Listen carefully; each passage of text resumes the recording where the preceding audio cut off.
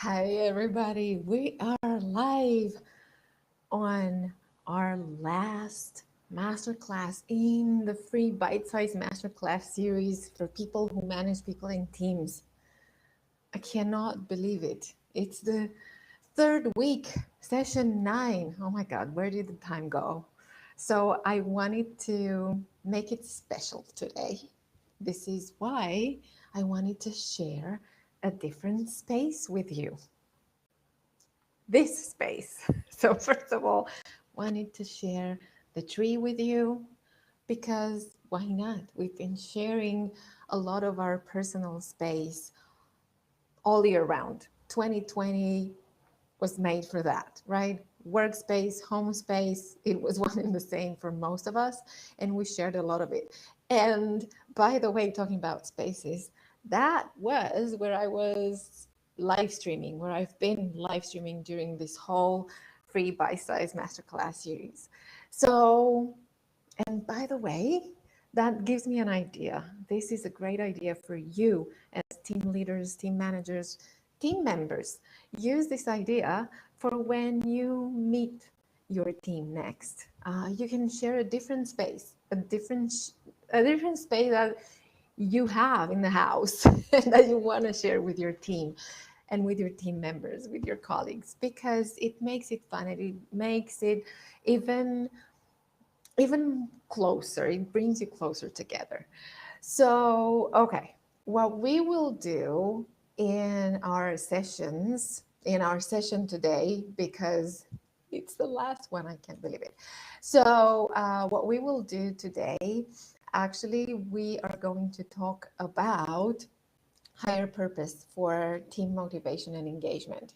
And before we move on to that, I wanted to let you know, to remind you of everything that we discussed during our 3 weeks together, and also let you know, again, if you missed any of the sessions, if you want to have the replays and the resources for later, all you need to do is click on the link in the description of this video, and then you will be getting all of the resources, all of the replays, handouts, links to resources that I shared, links to interesting books that are related to each topic. Because, hey, we're talking about high performance. Remember, you're a high performing athlete, so treat yourself like one.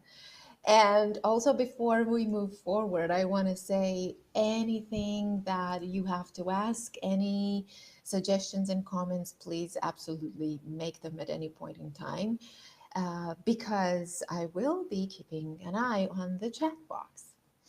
Okay, so we said that today we are talking about the importance of higher purpose for team engagement and motivation. And really, I wanted to start with this. Why I wanted to start with this is because, hey, remember when you were a kid or you were a teenager and you had a dream? The dream was, to have a dream career, a dream life, basically. But hey, we were all dreaming of having a dream career, of maybe being a dream boss, of building a dream team, or working as part of a dream team. And that dream is related to our higher purpose, to what we perceive as our purpose for ourselves. So that's high. That's a high purpose, right? So I wanted to start with this. I wanted to start with asking you to have a good look at this and just complete the sentence any way you feel like it.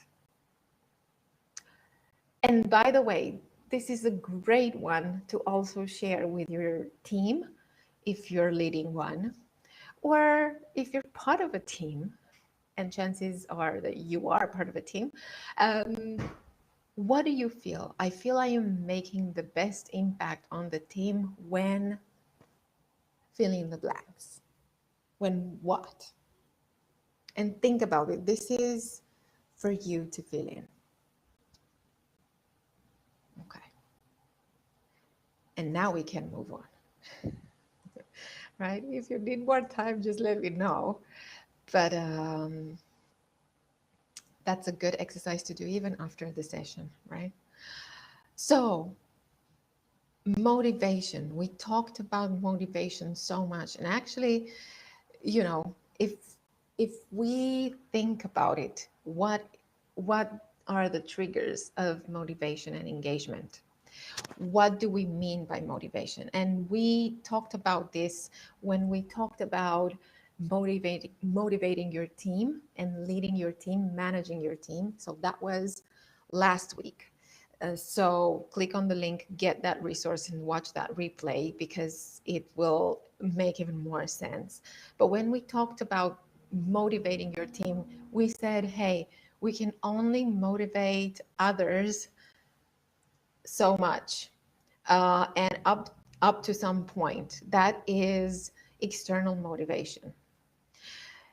And then what we need is intrinsic motivation. So the kind of motivation that we have internally. We need to find the triggers that motivate and engage us so that we feel included. That's it. When I feel included, I will also feel motivated. And there's a long discussion about that, which I'm not going to start now. But basically, this is the whole point of motivation, understanding that we can only motivate others up to some point, and the rest depends on the environment where they feel intrinsically motivated. And that's what we're going to talk about. So there are three elements of motivation, and they're described in Daniel Pink's book, Drive, the surprising truth about what motivates us. And he describes there are three elements of motivation, and we're going to go through all three of them. So basically, we're talking here about autonomy, purpose, and mastery. So I'm going to make this bigger so we can talk about this in more detail. Okay, so let's start with autonomy. And you know how I like to start with the definition, right? Again, we need to define things before we start talking about them.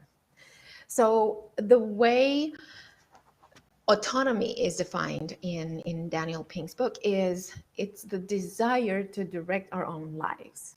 Well, does that come as a surprise, really? I don't think so. And I know that we all have some level of autonomy, right? We all need some kind of level of autonomy, and that definitely will depend on the culture that we grow up in and on the culture that we operate in, if it's not the same culture that we grew up in. And by the way, this is related to what we were discussing yesterday when we talked about culture. And when we talked about the power of community for high performance, and we talked about the culture and the importance of culture when it comes to doing things and to the way in which we're doing things. So in autonomy, we have these four elements: time, technique, team, and task. They're all related to the fact that we need some kind of choice of what we're doing, how we're going to do it, how we're going to apply it, and then also have that sense of fulfillment, of enjoyment as we are focused and doing that particular activity. And this is what creates a state of flow. And by the way, if you want to find out more about flow, so flow is being in the zone, right? Again, we're thinking about high performing athletes. So you're a high performing athlete in whatever it is that you're doing. Think about yourself and your team as a high performing athlete. And then if you want to know more about flow, I will also put the link to Mihai Csikszentmihalyi's book, Flow, in the resources. So click on the link to get the resources. And I really hope I pronounce his name right. He's Hungarian American psychologist, and he invented the concept of flow. And actually his book was quite revolutionary at the time. And it really explains that whole drive and motivation whenever we find something that we're passionate about and we love doing. But going back to autonomy and its four elements, now think about what was suddenly possible for people to do and why it was suddenly possible for people to be working from home, or actually to be working pretty much from anywhere when the crisis came. and why that wasn't possible at such a large scale before. So basically, we needed this kind of crisis for people to be able to work from home, because how many organizations did not have this kind of autonomous culture where people could choose where they were working from, what they were working on, and how they were going to do it.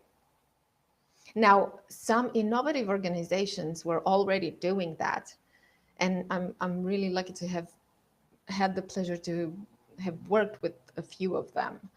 Um, but basically, what happens when you have a culture of autonomy, you can encourage people to take different kinds of projects, and we'll see why that matters later. Projects that seem unrelated to their role, to whatever it is that their role description is, but which might surprise everybody and have such a huge contribution to the development of the organization, of the business, of the team. And the best example that I can think of right now is how Gmail was invented. Basically, Google had um, this kind of flexibility and autonomous mindset culture, and it was allowing the people working at Google to get themselves involved in different kinds of projects that were unrelated to their role.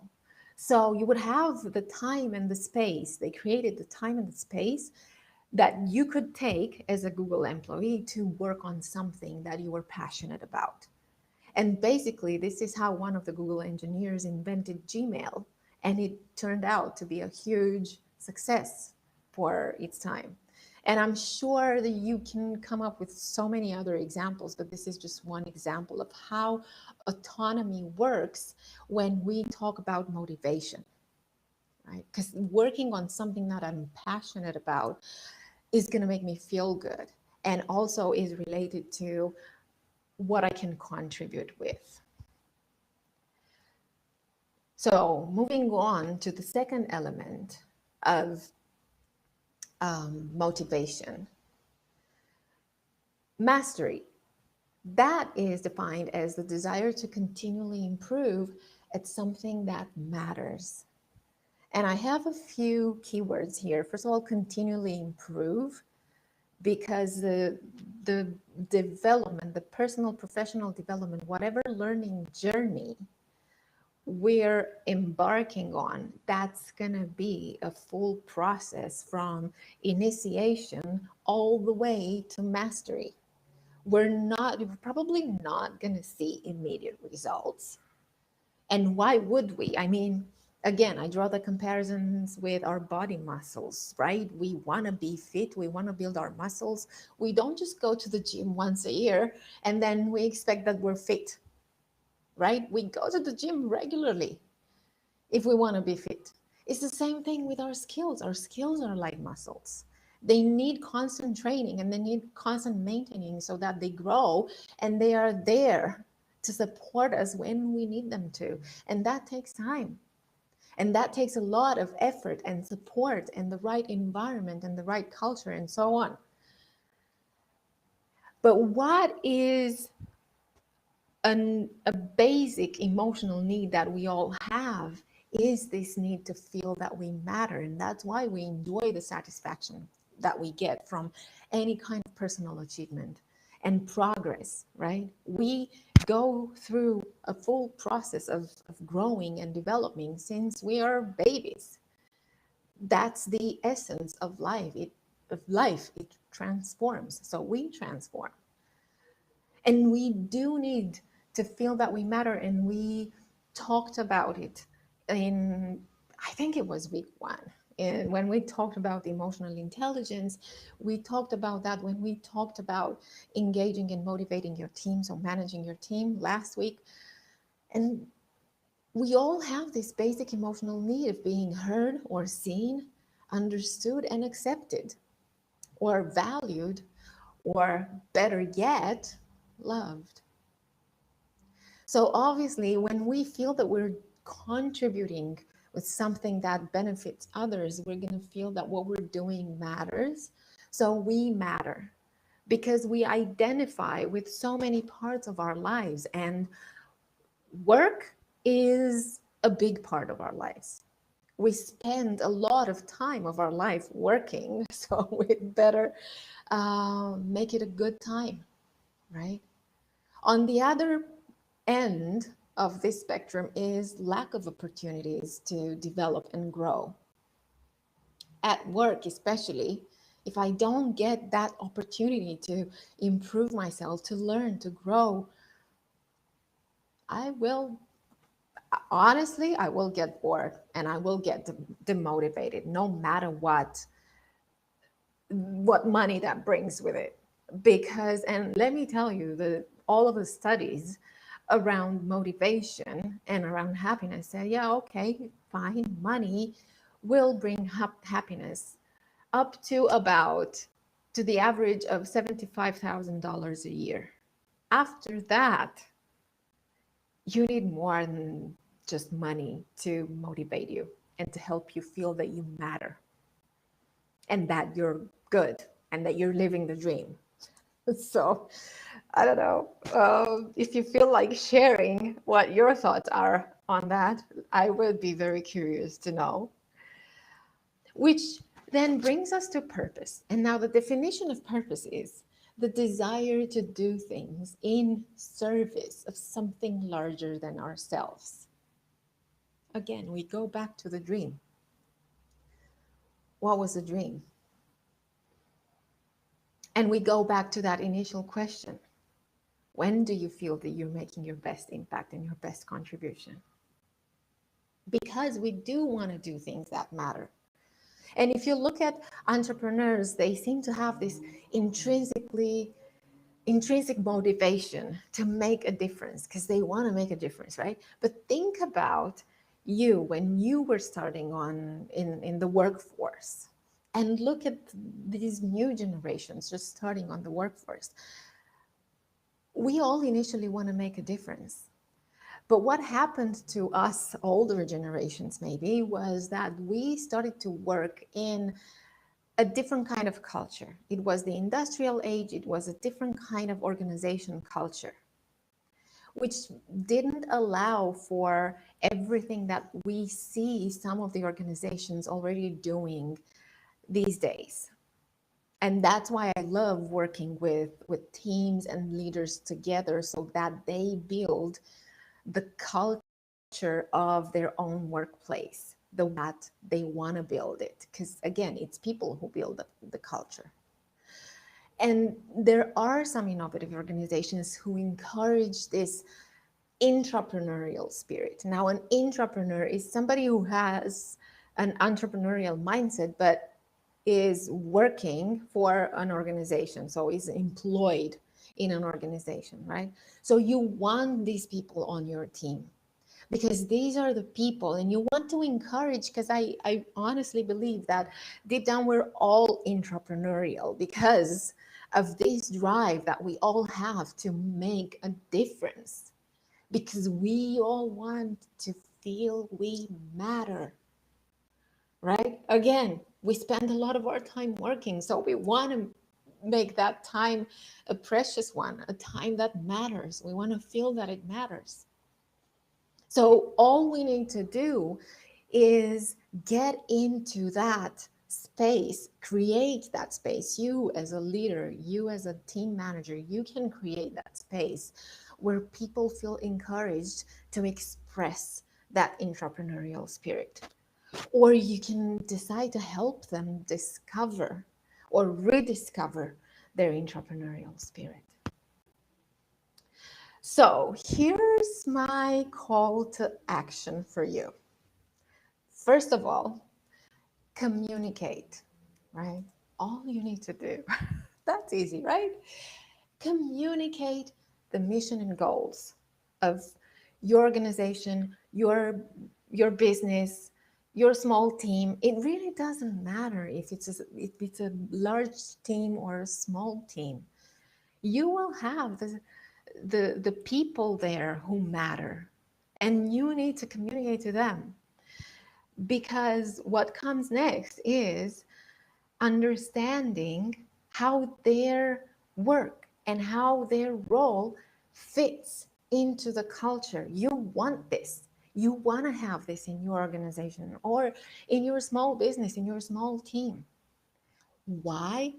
Well, we talked about that yesterday when we talked about the power of community for high performance. And we said, okay, all of the skills and all of the knowledge and everything that we have as an experience, that's one thing. But the way I will apply them all depends so much on the culture around me.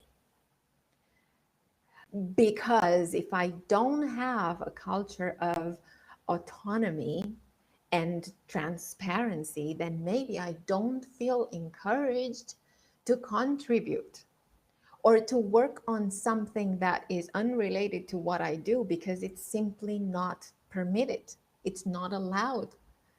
So then I won't contribute to the best of my capabilities because I'm not in the right environment. I'm not in the right culture. So this is why it's not just, and by the way, not just communicate with to your people, but communicate with. You see the difference here? When we communicate with people on our team, that's when we engage them in the decisions and in the discussion. And then you build the mission, the goals, and the culture. You're building the culture together anyway, every day. Every day of working together, you're working together that way. Again, culture is how we do things around here that makes us feel successful. That's culture, and you're building it every day. So the more you communicate what the mission is, what the vision is, what the goals are, that's when you get all of the best fits for your organization, because people will understand if they can contribute or not. If it's a great fit, if your organization is a great fit for them, or if they're a great fit for your organization. And that's a win-win. And nobody gets hurt. No more pain, right? No more pain of, and again, we talked about this. We talked about this when we talked about managing your team in last week. We all know the costs of a bad hire, or of somebody good for the team leaving the team. And again, not just financial costs, but emotional costs, psychological costs as well. Okay, number 3, you are the team leader, you are the manager. And even if you're not a team leader or a team manager, you can still create your own environment. But if you're the leader or the manager, you can create, and I really would suggest that you try to create an environment where your team enjoys that sense of progress at work. Offer chances and options for development. And we tend to separate personal from professional development, and they're not a separate thing. They go together hand in hand. And when we do them like that together, that's when we're going to see managers who can actually manage relationships with their team, with their clients, with other people, with their direct managers as well. How many times do we see people who are promoted to a manager level because technically they have the skills, because they have the years of experience, but that does not guarantee that they also have the people skills, the people leading skills. And not just, and that's not because they don't want to, but they don't know where to start. They were never offered the opportunity to do more, to discover maybe their people leading skills. There are, and we all lead in different sorts and in different ways. But because we don't use that skill muscle so often, then it's dormant. And then when we're promoted all of a sudden and that muscle hasn't been trained, then how are we supposed to know how to manage a team overnight, right? So that is what you can do. You can do that for your team members so that they're ready. Because again, remember, it's a full learning journey. Any kind of transformation, and we're talking about transformation here, that's a full learning journey. And you can create an environment where these people on the team, and by the way, don't forget, you're included in the team as a team leader or as a team manager. As a leader, you might also be included in so many other teams, right? The deployment team, the implementation team, the promotion team, so many, right? Because now you have the experience and people want you on different kinds of teams. But include yourself in your own team and make sure that you allow for the time and the space that they can do whatever they want, that they can work on whatever they want. Because that enhances flexibility, which creates creativity. And I'll explain that. I know it sounds complicated, but it really isn't. Flexibility should be, I don't like using the word should, and I don't like to should people, and I don't like to should myself, but really flexibility is a priority right now. It's not a nice to have, it's a must have. And I'm not talking about just, you might be saying, yeah, but we're flexible now. I mean, we work from home, we work from pretty much anywhere, we're good. I'm not just talking about that. I'm talking about how flexible are you in allowing the space for people to come up with innovative ideas, with completely out of the blue interesting suggestions of what you can do next, of how you can improve your services, of how you can improve your products. How wild are you getting in discovering those creative solutions? And think about it with the crisis, when the crisis came and the whole change happened all of a sudden. And we talked about that, by the way, in Managing Change. So go and watch that one. Click on the link, get the resources, and watch the replay of the Managing Change session, because we talked about the fact that, hey, crisis comes and it brings change there. And then we need to figure out how are we going to make everything work long term. But change already happened. The same thing happens when you have flexibility in the way that you operate. So keep whatever level of flexibility you gained with all of the creative ideas and solutions that you had to come up with during the crisis, build on that, because that can only help you further. Even if it's something like allowing people to work on stuff that's not directly related to what they do on the job, that means a lot of flexibility in the way that we think.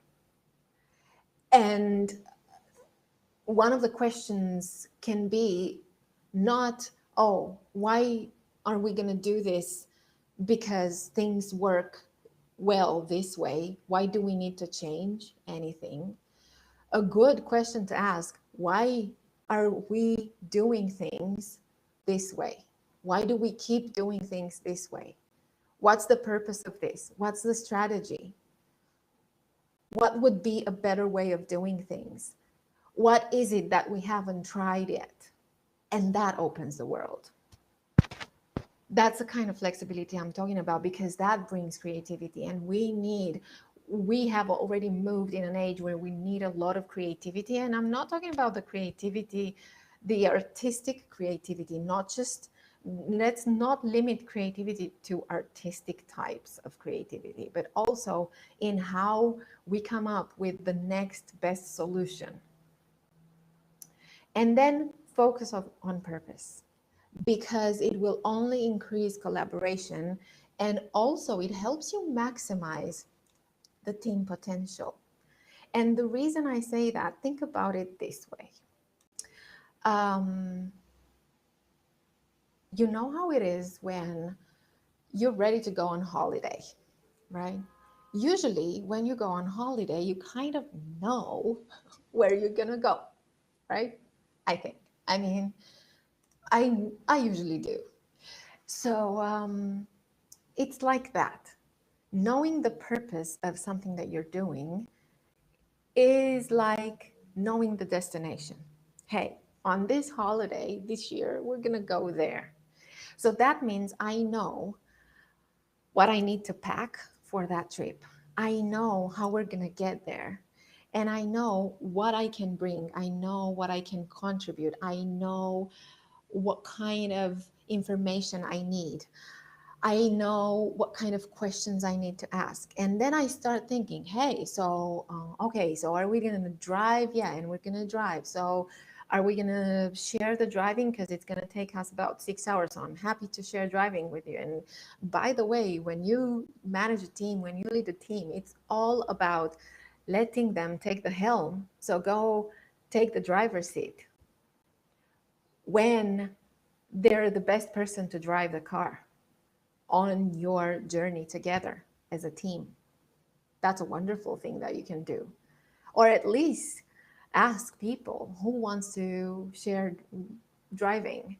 And then there will be people who say, oh, you know what, I'm going to be responsible for entertainment. And I might bring the music playlist so we can listen to it as we're driving, and so on and so forth. So people will come up with all sorts of ideas of how they can make that journey a better journey and a better experience for everybody, because they know where you're planning to go.